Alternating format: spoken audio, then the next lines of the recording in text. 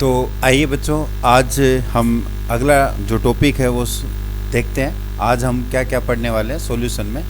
एक टॉपिक है कंसंट्रेशन, उसके बारे में पढ़ेंगे। कंसंट्रेशन कितने प्रकार की है, कंसंट्रेशन में कौन कौन से पार्ट आते हैं, नॉर्मलता, मोलरता, फार्मलता।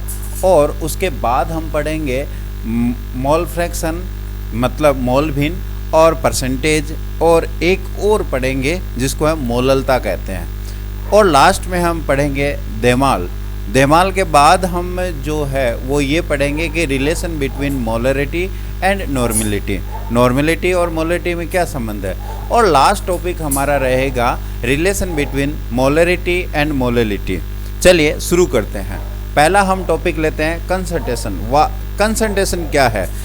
अगर हम विलयन बनाते हैं तो विलायक की निश्चित मात्रा में ही एक विलय डाला जाता है एक निश्चित टेम्परेचर पर, और उसकी ग्रामों में मात्रा यानी विलायक के निश्चित आयतन में घुले हुए विलय के ग्रामों की मात्रा जो है वो उसकी कंसंट्रेशन कहते हैं। उसको स्ट्रेंथ ऑफ सॉल्यूशन भी कहते हैं। The number of gram of the solute dissolve in the 1 litre solution is known as the strength in gram per litre. Strength जो है उसको हम कैसे डिफाइन कर सकते हैं, कैसे परिभाषित कर सकते हैं? यहाँ पर हमने ये दर्शा रखा है कि एस स्ट्रेंथ बराबर होगा weight of solute in gram into 100,000 and volume of the solution in ml।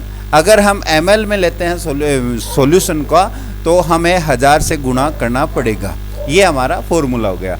अब पहली जो कंसंट्रेशन है उसको मोलरिटी की पढ़ते हैं। वैसे हम कंसंट्रेशन को 2 भागों में डिवाइड करते हैं। एक होता है जो भार आयतन सांद्रता मतलब मास एंड वॉल्यूम कंसंट्रेशन। तो मास एंड वॉल्यूम कंसंट्रेशन का क्या मतलब है? यहाँ पर जो विलय है उसको हम किस में लेंगे? विलय को लेंगे मतलब मास में ग्राम या केजी में लेंगे, और विलायक जो है उसको हम क्या किस में लेंगे? आयतन में ml या लीटर में लेंगे। और दूसरी कंसंट्रेशन है अपनी प्रकार की, सेकंड जो है वो है आपका मास कंसंट्रेशन। मास कंसंट्रेशन भार कंसंट्रेशन। इसमें क्या होता है? विलय और विलायक दोनों को ही हम ग्रामों में लेते हैं। अच्छा, अगर हम इस फर्स्ट टाइप की कंसंट्रेशन के टाइप पढ़ें तो इसमें नॉर्मलता आती है, मोलरता आती है 2, और तीसरी आ जाती है आपकी फार्मलता।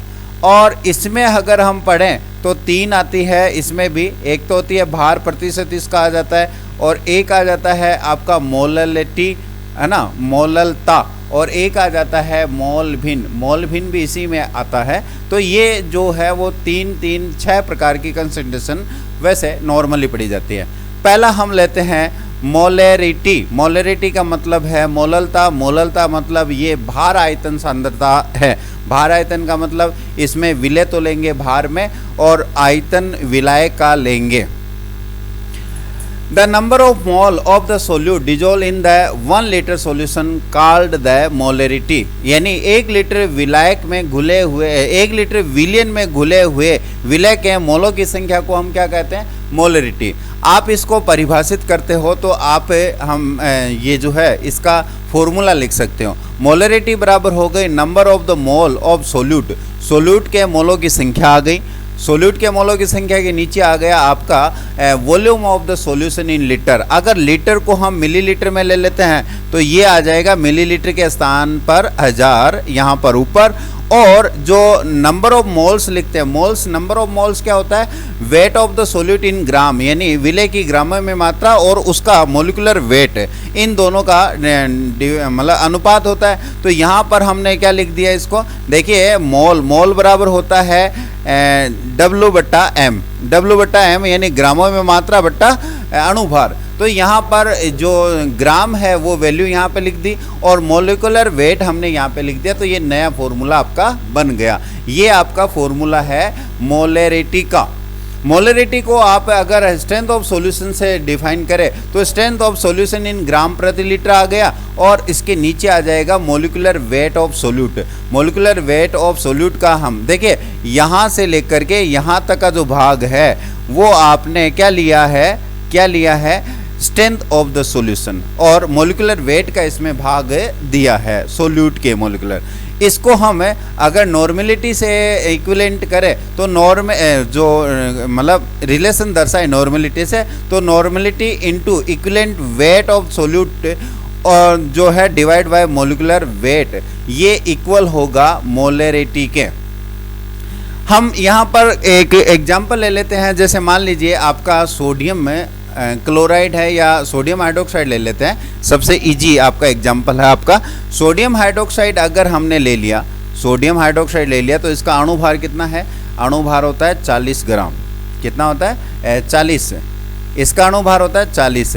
और अगर हमें एक मोलर विलियन बनाना है, एक मोलर विलियन बनाना है, तो एक मोलर विलियन का मतलब हो गया आपका कि ये 40 ग्राम हम घोलेंगे और 1000 लीटर में घोलने के लिए 1000 का भाग दे देंगे, और इसका अणुभार है 40 है। तो ये आपका पूरा जो वैल्यू है वो कितना आ जाएगा? इक्वल 1 मोलर सॉल्यूशन कहलाएगा। 1 मोलर या मोलर सॉल्यूशन का मतलब हो गया कि यदि 1 लीटर विलियन में घुले हुए विलय के मोलों की संख्या कितनी है? 1 लीटर विलियन में घुले हुए विलय की संख्या जो है या विलय के मोलों की संख्या अणुभार के बराबर है, तो हम उसे मोलर सॉल्यूशन कहते हैं। नेक्स्ट हम पढ़ेंगे नॉर्मेलिटी। नॉर्मेलिटी किसे कहते हैं? द नंबर ऑफ इक्विवेलेंट और इक्विवेलेंट्स, या हम इसे कह सकते हैं gram equivalents of the solute dissolve in the 1 litre of the solution is known as the normality. Normality क्या है कि अगर हम किसी विलियन में अगर ग्राम तुल्यांक घोलते हैं उसके विलय के, तो हम उसे क्या कहेंगे? नॉर्मेलिटी। ग्राम तुल्यांक का क्या मतलब होता है? यहाँ पर number of gram equivalent. Gram equivalent का मतलब है ग्राम ऑफ क्या? सोल्यूट और डिवाइडेड बाय हम इसमें कर लेंगे इक्विवेलेंट मास। ये इक्विवेलेंट मास जो है वो इसका डिवाइडेशन करते हैं ग्राम ऑफ सोल्यूट में, तो ये आ जाता है नंबर ऑफ ग्राम इक्विवेलेंट। ये आ जाता है नंबर ऑफ या इक्विवेलेंट या ग्राम इक्विवेलेंट्स का वैल्यू आ जाता है। आपको किसी को ये नहीं पता है इक्विवेलेंट मास किसे कहते हैं, इक्विवेलेंट मास किसे कहते हैं, तो हम इसको यहाँ पर दिखा देते हैं कि इक्विवेलेंट मास का मतलब है molecular weight into valency. Molecular weight upon valency. Valency का भाग दे देंगे अणुभार में, तो हमारे पास क्या आ जाएगा? ग्राम इक्विवेलेंट आ जाएगा, और इक्विवेलेंट मास आ जाएगा। इक्विवेलेंट मास का मास और इनका दोनों का अनुपात हो जाएगा ग्राम इक्विवेलेंट। तो हम यहाँ पर क्या लिख सकते हैं? नॉर्मेलिटी बराबर number of the gram equivalent, और ग्राम इक्विवेलेंट के जो divided by the volume of the solution, यहाँ तक हो गया। अब आपने इसको क्या लिख दिया? Weight of the solute in gram हो गया, और इक्विवेलेंट वेट यहाँ पर आ गया, और volume of the solution in litre आ गया। अगर आप लीटर की जगह मिलीलीटर में लेते हो तो यहाँ पर क्या हो जाएगा? 1000 से गुणा हो जाएगा, और इसको हम क्या कर देंगे? ml। इसको क्या कर देंगे हम इस समय? ml में लिख देंगे, तो ये आ जाएगा। और अगर हम स्ट्रेंथ ऑफ द सॉल्यूशन की बात करें तो इसको हम 1 लीटर में लेते हैं, तो इक्विवेलेंट वेट का हम भाग दे देंगे। तो नॉर्मेलिटी जो है वो इक्विवेलेंट वेट से आप निकाल सकते हो, और स्ट्रेंथ ऑफ द सॉल्यूशन जो है उसके द्वारा निकाला जा सकता है। अगर हम सोडियम हाइड्रोक्साइड की बात करें, वापस सबसे इजी एग्जांपल हम यहाँ पे ले रहे हैं ताकि आपको समझ में आ जाए। तो एक नॉर्मल सॉल्यूशन किसे कहते हैं? सोडियम हाइड्रोक्साइड का एक नॉर्मल सॉल्यूशन हमें बनाना है, तो एक normal solution of sodium hydroxide. तो यहाँ पर क्या होगा? आपको ठीक 40 ग्राम जो है वो डिजोल्व करना होगा। आपको 40 ग्राम आपको डिजोल्व करना है, किस में डिजोल्व करना है? 40 ग्राम आपको 40 ग्राम आपको इसमें करना है 1 लीटर में। तो 1 लीटर को हम क्या लिख देते हैं 1000 ml और ये यहाँ पे आ गया। और इसका इक्विवेलेंट मास कितना है? इसके 40 होता है। क्यों? क्योंकि इसकी जो अणुभार है वो 40 है और संयोजकता कितनी है? 1 है। तो इक्विवेलेंट मास जो है वो आपका हो गया 40 है। तो यहाँ पर इसकी नॉर्मेलिटी कितनी आ जाएगी? 1n। तो ये नॉर्मेलिटी का फॉर्मूला आपका बन गया। आप इसे नोट कर लें, आपको दिखाई दे रहा है, ठीक है। इक्विवेलेंट जो मास है या इक्विवेलेंट नॉर्मेलिटी जो है वो क्या है, रियल में क्या है? Equivalent weight of the substrate is that the weight which, मतलब हम बात करें नॉर्मेलिटी की तो इक्विवेलेंट वेट से हम निकालते हैं। इक्विवेलेंट वेट क्या है उसी को हम यहाँ पे डिफाइन कर रहे हैं कि सबस्टेंस का इक्विवेलेंट वेट का मतलब है the weight which react with और रिप्लेस या डिस्प्लेस, या तो अभिक्रिया करता है या डिस्प्लेस करता है 1 ग्राम ऑफ द हाइड्रोजन के 1 ग्राम को रिप्लेस कर सकता है या अभिक्रिया कर सकता है, या फिर 8 ग्राम ऑफ द ऑक्सीजन या 35.5 ग्राम ऑफ द क्लोरीन से ये रिएक्शन कर सकता है। तो हम उसे क्या कहेंगे? Equivalent weight. वैसे हमने इसका फॉर्मूला सीधा सा बता दिया है, molecular weight upon the valency. Next हम बात करते हैं फॉर्मेलिटी की। फॉर्मेलिटी क्या है? It is the number of the formal mass in the gram present पर लीटर ऑफ द सॉल्यूशन। इसको हम ऐसे बोल सकते हैं 1 लीटर विलयन में घुले हुए विलय के ग्राम सूत्र भारों की संख्या को हम क्या कहते हैं? फॉर्मलता कहते हैं। फॉर्मलता जो है उसको हम सूत्र भार से निकालते हैं। ये सूत्र भार कब काम आता है और सूत्र भार होता क्या है, पहले हम इसको देख लेते हैं। सूत्र भार का क्या मतलब है? देखिए, जब किसी विलयन की नॉर्मेलिटी और फॉर्मेलिटी का मान है, नॉर्मेलिटी और मोलरिटी दोनों, मोलरिटी का मान जो है वो इक्विवेलेंट नहीं निकाला जा सकता, एग्जैक्ट नहीं निकाला जा सकता।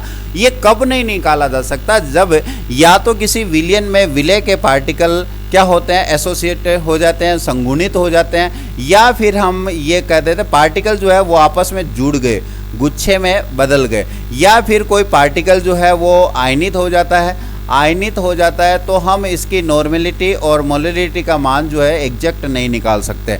फॉर एग्जांपल, जैसे आप एसिटिक एसिड लेते हैं, एसिटिक एसिड का एग्जांपल मैं यहाँ पे ले रहा हूँ। एसिटिक एसिड जो है वो बेंजीन के अंदर घोला जाता है। किस में घोला जाता है? बेंजीन के अंदर घोला जाता है। तो इसके जो 2 पार्टिकल है आपस में हाइड्रोजन बॉन्ड के द्वारा क्या बना लेते हैं? एक डाइमर का निर्माण कर लेते हैं। और ये जो डाइमर बनता है उनके बीच में हाइड्रोजन बॉन्ड आ जाता है। वैसे एसिटिक एसिड का जो एक का जो अणुभार होता है वो है 60। कितना होता है? 60। और ये डाइमर बनने के बाद टोटल अणुभार इसका हो जाता है 120 अणुभार होने के कारण से इसकी मोलिकुलर वेट जो है वो डबल हो जाता है। और मोलिकुलर वेट अगर डबल हो जाता है तो नॉर्मेलिटी और मोलरिटी का मान जो है वो कम प्राप्त होगा।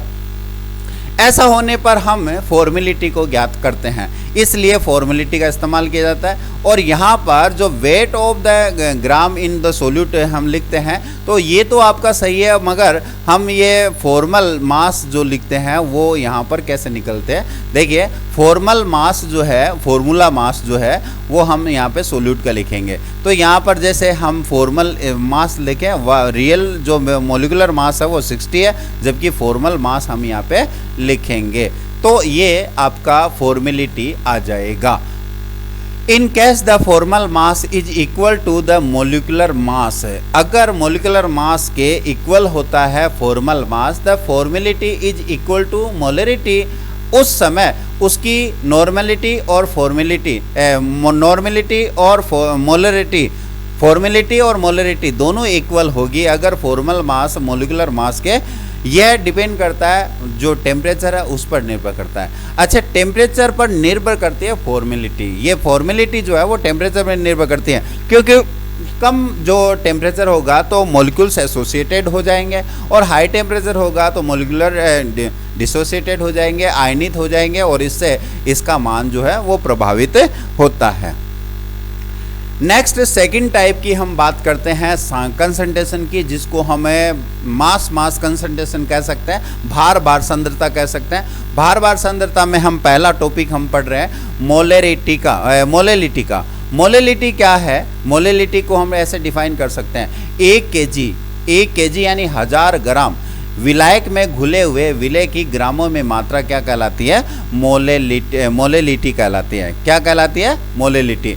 द नंबर ऑफ मोल और ग्राम, है ना, नंबर ऑफ द मोल और ग्राम मॉलिक्यूल्स, ग्राम मॉलिक्यूल्स का मतलब है मोलों की संख्या, of the solute dissolve in the 1000 gram of the solvent is called the molality. Molality को हम डिफाइन कर सकते हैं, यहाँ ये गलत लिखा हुआ है, ये फॉर्मेलिटी नहीं है, मोलेलिटी है। मोलेलिटी को हम डिफाइन कर सकते हैं, तो ये जो फॉर्मूला है वो यहाँ पे गलत है और इसका फॉर्मूला हम यहाँ पे दोबारा लिखते हैं।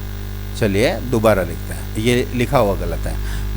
मोलेलिटी का क्या मतलब है? देखिए मोलेलिटी जो है मोलेलिटी यानी m बराबर हो जाएगा number of the mole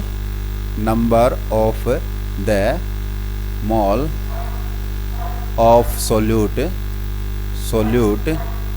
and mass of the solvent in KG. अगर आप केजी को हम हटाते हैं तो केजी के स्थान पे क्या आ जाएगा? ग्राम। किसका मास हो जाएगा? मास का मतलब हो गया आपका भार। किसका हो गया? सोल्वेंट का। तो सोल्वेंट का भार हो जाएगा। और यहाँ पर ये मोल ऑफ सोल्यूट है, उसको हम क्या कहेंगे? Gram of solute and molecular weight of solute और इंटू 100,000 यहाँ पे आ जाएगा। और ये गुणा में क्या हो जाएगा? ग्राम ऑफ सॉल्वेंट की ग्रामों में मात्रा आ जाएगी। तो ये हमारा जो फॉर्मूला है वो, अगर हम किसी सॉल्यूशन में आप 2 घटक लेते हो A प्लस B, और B घटक को आप मान लेते हो सोल्यूट और A घटक को मान लेते हो सॉल्वेंट, तो आपका ये फॉर्मूला इस प्रकार से रिप्रेजेंट कर सकता है। तो देखिए सोल्यूट है तो उसकी ग्रामों में मात्रा WB और उसका मोलिकुलर वेट MB और इंटू 100,000 इंटू ये वेट ऑफ ए का है क्या है? सोल्वेंट ये आ जाएगा इन ग्राम। ये भी ग्राम में है और ये भी ग्राम में है, तो ये क्या हो जाएगी? मोलेलिटी। ठीक है, तो ये हमारा फॉर्मूला हो गया, मोलेलिटी का मान निकाल सकते हैं। अब आ गई परसेंटेज को हम कई प्रकार से निकाल सकते हैं। वैसे परसेंटेज जो है वो आपके भार आयतन मतलब परसेंटेज निकाली जा सकती है, भार निकाल सकते हैं, आयतन निकाल सकते हैं और कई प्रकार से निकाल सकते हैं। तो परसेंटेज वैल्यू जो है वो कैसे निकालते हैं? पहला है मास परसेंटेज का मतलब हो गया, इसमें विलय और विलायक दोनों को ही भार में ले सकते हैं। दोनों को ही हम किस में लेंगे? भार में लेंगे। तो भार में लेंगे तो हमारा क्या हो जाएगा? ये कि मास परसेंटेज आ जाएगा। यहाँ पर विलय को भी भार में लेंगे और विलायक को भी भार में लेंगे। दूसरा है वॉल्यूम परसेंटेज का मतलब यहाँ विलय और विलायक दोनों को ही हम किस में लेंगे? आयतन में लेंगे। तीसरा हो गया mass by the volume percentage, यहाँ पर विलय जो है उसको ग्रामों में लेंगे और विलायक को हम क्या लेंगे? आयतन में लेंगे। और लास्ट जो सेकंड लास्ट जो है वो पार्ट पर मिलियन के रूप में और पार्ट पर बिलियन के रूप में। इस प्रकार मास परसेंटेज जो है हम इस प्रकार से लेते हैं। पहला है मास परसेंटेज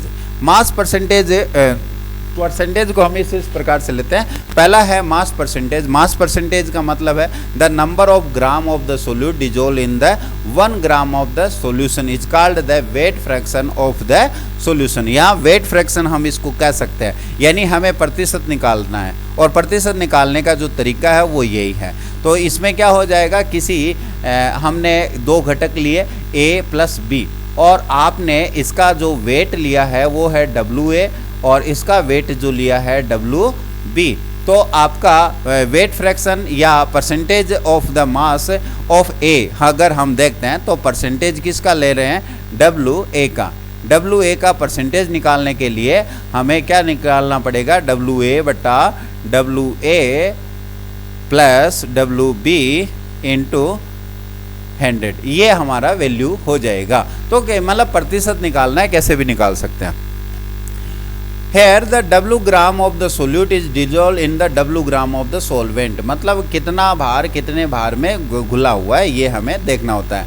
वेट परसेंटेज जो है वो है weight of the solute in the gram and wait of the fraction in the gram into 100। तो ये हमारा वेट फ्रैक्शन का फॉर्मूला हो जाएगा। फॉर एग्जाम्पल एक एग्जाम्पल ले लेते हैं।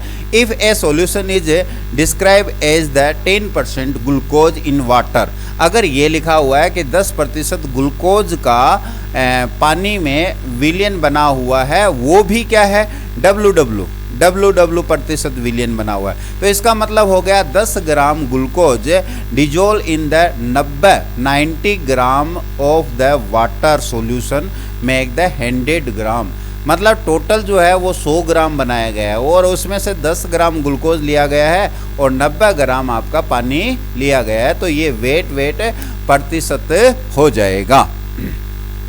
नेक्स्ट हम ले लेते हैं वॉल्यूम प्रतिशत। वॉल्यूम प्रतिशत यानी वॉल्यूम परसेंटेज का क्या मतलब है, यहाँ पर दोनों को आयतन में लेंगे तो सेम डेफिनेशन हो जाएगी कि the percentage define as volume percentage of the component, किसी भी एक घटक का कंपोनेंट का क्या मतलब हो गया, volume of the one component जिसका हम बात कर रहे हैं टोटल वॉल्यूम इंटू 100, यानी आपका दो घटक है A प्लस B, ओके, और इसके जो वॉल्यूम है वो है VA और VB और टोटल वॉल्यूम हो जाएगा V। तो आप जो है किसी एक घटक का वॉल्यूम परसेंटेज आप निकालते हो, वॉल्यूम बाय वॉल्यूम परसेंटेज आप निकालते हो, तो वो क्या हो जाएगा, एक घटक का जिसका निकाल रहे हो उसका वॉल्यूम बटा कुल वॉल्यूम। कुल वॉल्यूम का मतलब हो गया आपका V बराबर हो गया VA प्लस VB, ठीक है, प्लस VB, ये हो गया। और ये हमने इसी का वैल्यू लिखा है, तो ये आपका टोटल वॉल्यूम हो गया, ये टोटल वॉल्यूम है, और अब गुणा कर देंगे 100 से, तो ये आपका परसेंटेज वॉल्यूम आ जाएगा।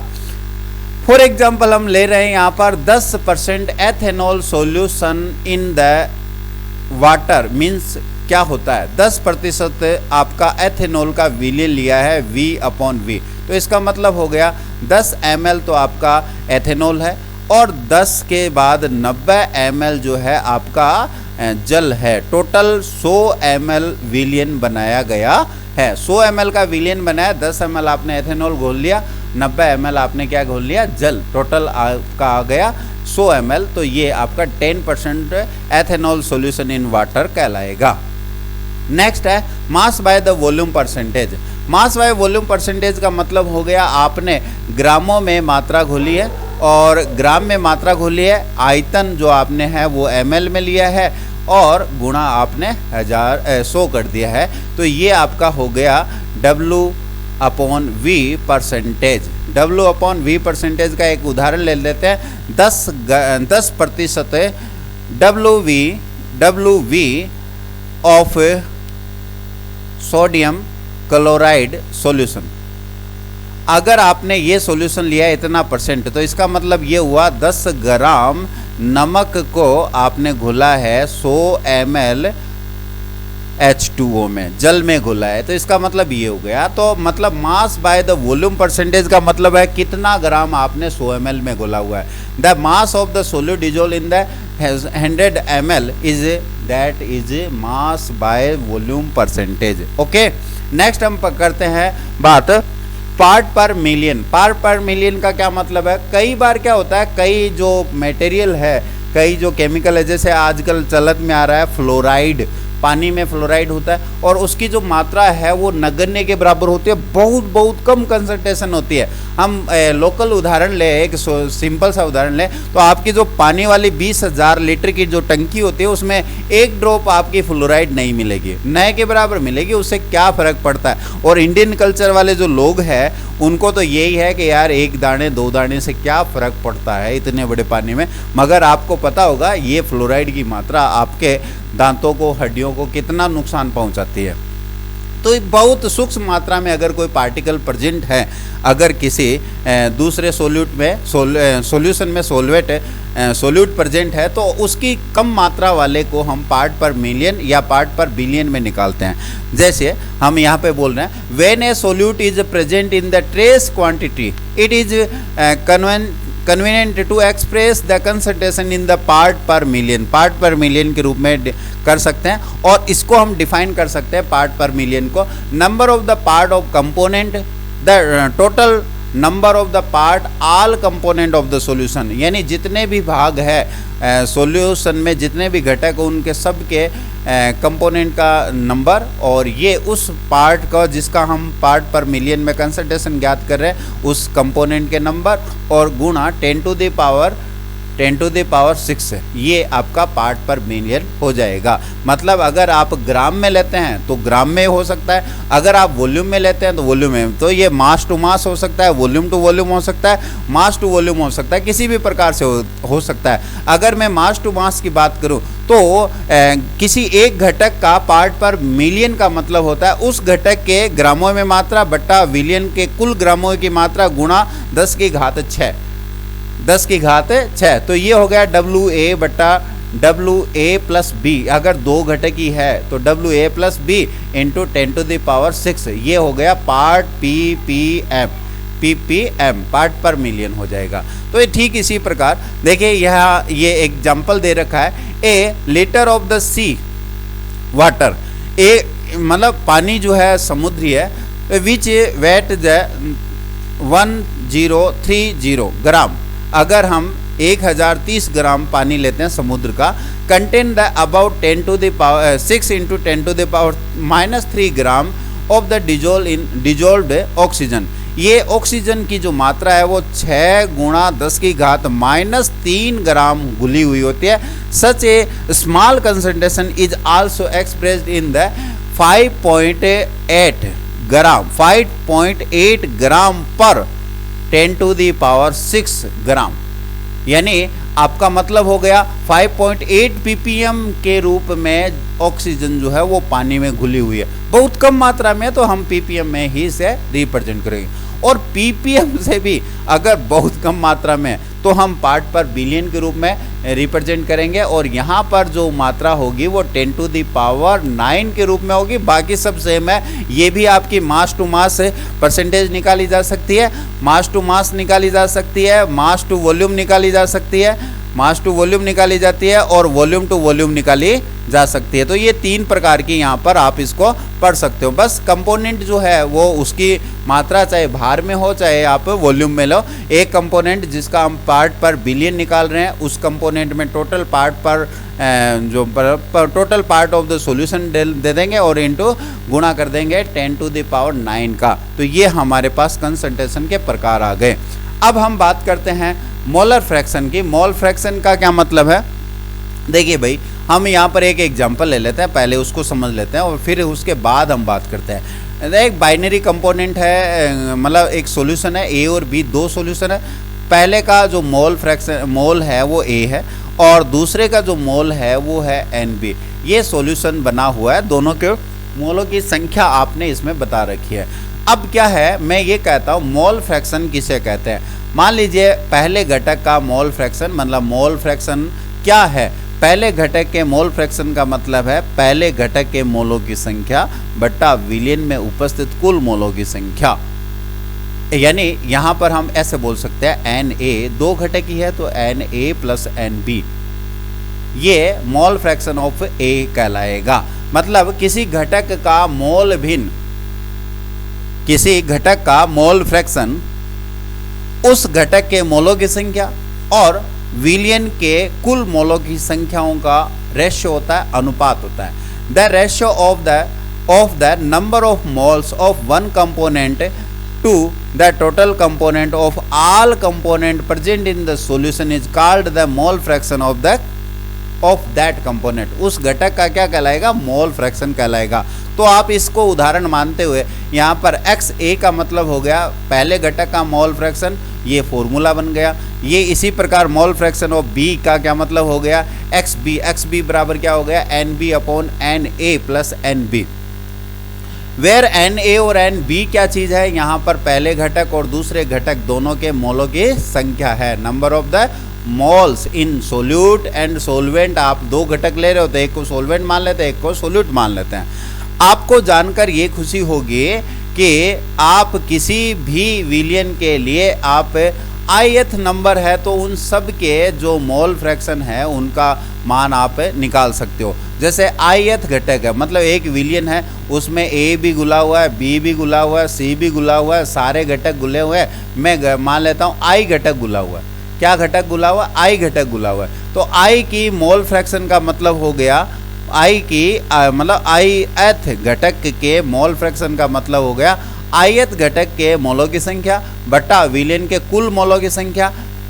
ठीक है, तो ये हो गया। यहाँ पर देखिए, यहाँ पर मैं इसका मतलब क्या मानता हूँ? इसका मतलब हो गया N1 N2 N3 जितने भी हैं उन सब के मोल, तो इनका मतलब हो गया समेसन Ni।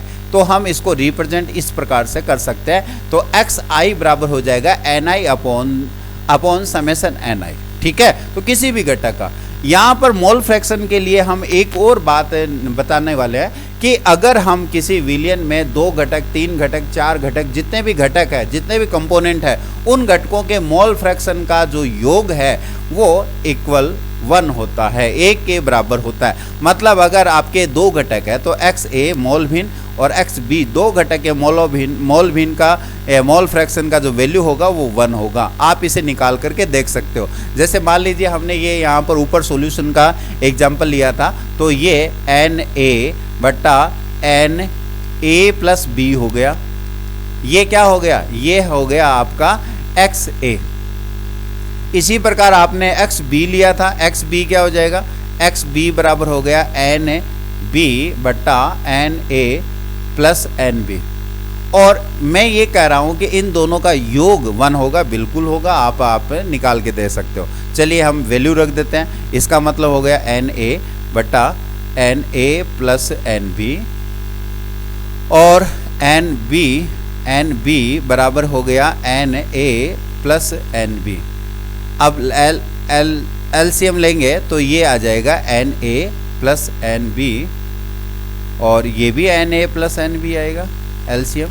तो इन दोनों का वैल्यू कितना आ गया? 1 है। तो आपका ये सिद्ध होता है कि किसी भी सॉल्यूशन में प्रेजेंट सभी कंपोनेंट के मोल फ्रैक्शन का योग एक यूनिट होता है, इकाई होता है। ओके, तो हमें ये ध्यान में रखना है। अब चलते हैं relation between the molarity and normality. देखिए, हमने सॉल्यूशन का कंसंट्रेशन क्या होता है उसके बारे में पढ़ा था, स्ट्रेंथ ऑफ द सॉल्यूशन पढ़ा था। तो यहाँ हम जानते हैं कि स्ट्रेंथ ऑफ द सॉल्यूशन जो है वो मोलरिटी ऑफ मोल्यूशन जो है स्ट्रेंथ ऑफ द सॉल्यूशन का मतलब हो गया molarity of solution into molecular weight of solute. ठीक है, या फिर हम बात करते हैं स्ट्रेंथ ऑफ सॉल्यूशन को ऐसे भी डिफाइन कर सकते हैं कि normality of the solution into equivalent weight of solute. ये दोनों एक दूसरे के बराबर है, दोनों ही किस को दर्शाते हैं? स्ट्रेंथ ऑफ द सॉल्यूशन को बताते हैं, मतलब विलयन की सांद्रता को बताते हैं। अगर ये दोनों बराबर है तो मैं यहाँ पर ये लिख सकता हूँ molarity into molecular weight of solution, यानी ये वैल्यू हमने यहाँ पे लिख दी और ये बराबर है किसके? इस वैल्यू के। तो ये दोनों लिख दिया। अब हम दोनों के जो फॉर्मूले हैं उनको लिख देते हैं। तो दोनों के फॉर्मूले, इसको तो हम ये कहते हैं, इसकी जगह ये हम लिख सकते हैं। तो हमारे पास वैल्यू क्या आ जाएगी? नॉर्मेलिटी बराबर होता है molarity into molecular weight of solute divided by equivalent weight of solute. तो हम मोलरिटी, जो नॉर्मेलिटी का तो मतलब हो गया, नॉर्मेलिटी का मतलब हो गया मोलरिटी इनटू मॉलिक्यूलर वेट तो मोलिकुलर वेट को मैं W लिख देता हूँ, और ये हो गया इक्विवेलेंट वेट। इक्विवेलेंट वेट को हमने EW लिख दिया। तो ये आपका फॉर्मूला हो गया। अब नॉर्मेलिटी का मतलब ये हो गया आपका, यहाँ पर दोबारा देख सकते हैं, मोलरिटी इनटू मोलिकुलर वेट, और इक्विवेलेंट वेट का मतलब हो गया आपका molecular weight of the solute divided by valency factor. Valency factor मतलब संयोजकता का भाग दे देंगे, तो आप कैसे भी निकाल सकते हो, ये इनके बीच में संबंध है, रिलेशन है। यानी आप यहाँ पर एक सीधा सा सारांश निकलता है कि N बराबर होता है M मतलब molarity into N, number of the moles आ गया, और यहाँ पर जो है वो N जो है वो ज़्यादा होना चाहिए या बराबर होना चाहिए M के, लगभग ऐसा होता है। इसी प्रकार हम एक और रिलेशन पढ़ लेते हैं, relation between the molarity and molality. Molarity का मतलब है, मोलरिटी का मतलब मोलरता, और मोलेलिटी का मतलब है मोललता। दोनों में अंतर है, और दोनों में अंतर यहाँ पर क्या है, ये हमने किस में लिया था, ये लिया था ग्राम इंटू विलियन में। ग्राम और विलियन दोनों का हमने भार आयतन सांद्रता ली थी, और ये क्या है, भार भार सांद्रता है, तो दोनों में अंतर है। यहाँ पर हम इसको इस प्रकार से अंतर को, रिलेशन को दर्शा सकते हैं। मोलरिटी अपॉन मोलेलिटी दोनों का जो अनुपात है वो इस रूप में लिख सकते हैं, मोल of the solute upon volume of the solution in litre, और इसको हमने डिवाइड किया था मोलेलिटी से, तो मोलेलिटी को हमने उल्टा लिख दिया, मोल ऑफ द सोल्यूट, क्या लिख दिया, मोल ऑफ द सोल्यूट, ये मोल ऑफ द सोल्यूट हो गया, और मास ऑफ द सोलवेंट, ये आपका मास हो गया। अब इसको अगर हम काटें तो ये हमारे पास क्या हो जाएगा, ये मोल ऑफ द सोल्यूट और मोल ऑफ द सोल्यूट कट जाएगा, तो हमारे पास आ गया mass of the solvent in KG and volume of the solution in litre. तो केजी और लीटर के बीच में जो संबंध है वो आ गया, ये भार में हो गया, ये आयतन में हो गया। तो ये सोलवेंट जो सोलवेंट है उनका भार बट्टा और आयतन, ये दोनों हो गया।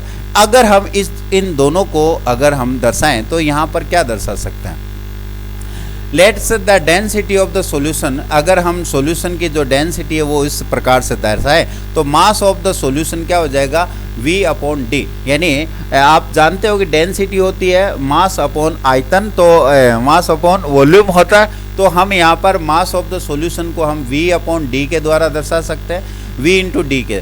मास ऑफ द सोल्यूट को हम कैसे दर्शा सकते हैं, number of the moles and into the molecular mass of the solute को हम इस रूप से दर्शा सकते हैं, ये हो गया N इंटू MA, ये हमारे सोल्यूट का मास हो गया। तो मास ऑफ द सोलवेंट क्या हो जाएगा, मास ऑफ सोलवेंट का मतलब हो गया, मास ऑफ सोलवेंट का मतलब हो गया mass of the solution minus mass of the solute, इससे हमारे पास आ जाएगा मास ऑफ द सोलवेंट। तो W जो है विलायक जो है उसका भार आ जाएगा, ये आपने इन दोनों से निकाल लिया। इस दोनों की वैल्यू को हम यहाँ पे लिखेंगे, तो ये आ गया W के वैल्यू हमने यहाँ पर निकाल करके रख दिया, और ये आयतन आ गया। तो हम इसको और मॉडिफाइड करते हैं, तो मोलेलिटी का क्या मतलब हो गया, देखिए मोलेलिटी का क्या मतलब हो गया, आप इसको इधर ट्रांसफर करोगे तो ये हमारे पास आ गई मोलेरिटी इंटू V, और यहाँ पर आ गया upon V into D minus N into MA। इस प्रकार हमारे पास ये जो वैल्यू है वो आ गई मोलेलिटी की। मोलेलिटी बराबर आपका ये हो गया। तो इसको हम और थोड़ा सा मॉडिफाइड करके हम लिख सकते हैं, यहाँ पर ये आयतन था, आयतन से आयतन कट गया, इसको अगर हम गुणा कर लेंगे तो ये वैल्यू आ जाएगी, और इसको हम मतलब बाहर निकाल लेंगे, तब हमारे पास वैल्यू आ जाएगी M मतलब मोलेलिटी बराबर हो गई मोलेरिटी D माइनस मोलेरिटी और D minus molarity into MA, ये मोलिकुलर मास ऑफ द, क्या चीज़ है ये, M, molecular mass of the solute, ये मोलिकुलर मास हो गया। तो अब हमारे पास ये फॉर्मूला बन गया, क्या फॉर्मूला बन गया, लास्ट हम देखते हैं, M बराबर MA molarity D minus molarity into MA, ये M है, मोलरिटी का और ये भी मोलरिटी का है और ये आपका फॉर्मूला बन गया। If the density of the solution approximately 1, अगर दोनों जो है डेंसिटी वो 1 है तो हमारी जो मोलरिटी जो है वो ज़्यादा आएगी मोलरिटी से। ओके, नेक्स्ट हम चलते हैं डेमाल में। डेमाल एक नई प्रकार की कंसंट्रेशन है जो हम यहाँ पर पढ़ते हैं, अक्सर बहुत कम काम में लिया जाता है इसका। Demal is the another unit for the expressing the concentration of the solution. It is equal to molar concentration at the 0 degree centigrade. 0 degree centigrade पर अगर हम मोलर कंसंट्रेशन ज्ञात करते हैं तो वो डेमाल कहलाते हैं। 1 demal represent the 1 mole of the solute present in the 1 litre of the solution at the 0 degree. मतलब ये सारा का सारा जो है वो टेम्परेचर पर निर्भर है। अगर 0 डिग्री सेंटीग्रेड ताप पर 0 डिग्री सेंटीग्रेड ताप पर अगर 1 लीटर विलियन में घुला है, कौन 1 लीटर विलियन में घुला है मोलों की संख्या, सोल्यूट के मोलों की संख्या, तो वह इसमें डेमाल कहलाएगी। तो मतलब यही है कि मोलरिटी जो है वही डेमाल है, परंतु वह 0 डिग्री सेंटीग्रेड ताप पर है। इस प्रकार हमने ये कंसंट्रेशन आज क्लियर किया है। मेरे ख्याल से आपको समझ में आया होगा। इस पे जो जितने क्वेश्चन बनते हैं आप सोल्व करोगे तो आपको बहुत अच्छा लगेगा और आप इजीली इनको समझ पाओगे। धन्यवाद।